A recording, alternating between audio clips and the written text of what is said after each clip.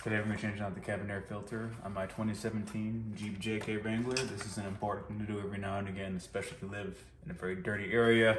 You'll get dust, dirt in the cab, bad air. Even if you don't care about that, at least you won't get dust and dirt through any of your HVAC components, which can cause damage, early failure, that sort of thing. This is a super easy one to do, and this is super cheap to do compared to doing it at a dealership.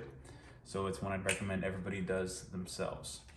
All right, starting off, let's get the old one out. First thing we gotta do is get the old glove box out. There's these two little prongs in the bottom, and you just push in on the sides to get them to pull past. Pretty simple. Mine's also got these two USB cables in there. Yours won't have this. Then you gotta pull up these two little flaps. You just gotta push in on the tab and then pull up. Relatively easy. And then you gotta put your key in the ignition, and that'll get that little white baffle to come up. And then once you've got them out, you can't really get it all the way out without disassembling it further, which is pretty unnecessary because it comes in two pieces. So there's the first old one. You can see how dusty and dirty it is. You can see the dust coming out of it when I grab it. And then here's the other one. I do work on a construction site, so I do have a lot more dust and dirt than your average person, so I change these out very frequently. And you see that baffle up there. It will move if you put your hand in it. It doesn't have to be up, but it makes it a little bit easier. Just putting your key in the ignition will get it to come on. Pulling it out, it'll come down after a couple of seconds. And then that's sort of halfway open, halfway closed, which is what it'll normally be on. You put it on recycle or just fresh air, and it'll close and open respectively. And then here's the new one. There is it does say which way the airflow has to go.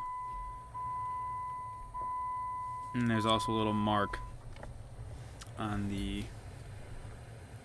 thing itself, which way the air is coming through that.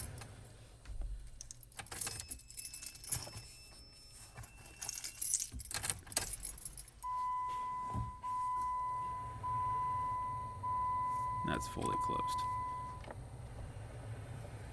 And that's all the way open.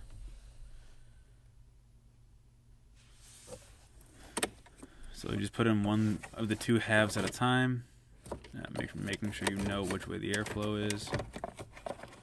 You put it in on the bottom and then slide it over. And then you can see it will seat down. It doesn't seem like it's in there very securely, but that is how it goes in. And then there's the other half. Sorry about the focusing. And then just close up the clips. And that's honestly it. It's very simple. No tools at all required. You can see all the dust on my fingers from just rubbing around on there. That's with changing my air filters out almost every probably 3 to 4 months. So I mean, if you do live in an area with a lot of dust, like Texas, Arizona, whatever, that is the way to go, because it does make a huge difference for the longevity of your components. It will help like fans not squeak or motors not have issues, and just keep dust out of your interior. Here's more of a close-up of the flaps with some better lighting. You can see the baffle kind of just sort of floats freely in there. And you can see the clip as well, how you got to push it in. And then putting the key in. And then turning the car on.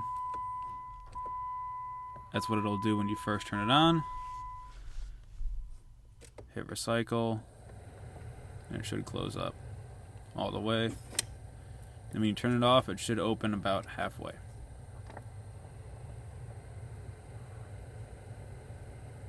And then to get the glove box back on is super easy. You see the two tabs at the bottom. You just gotta line them up with the two little spots on right there and there.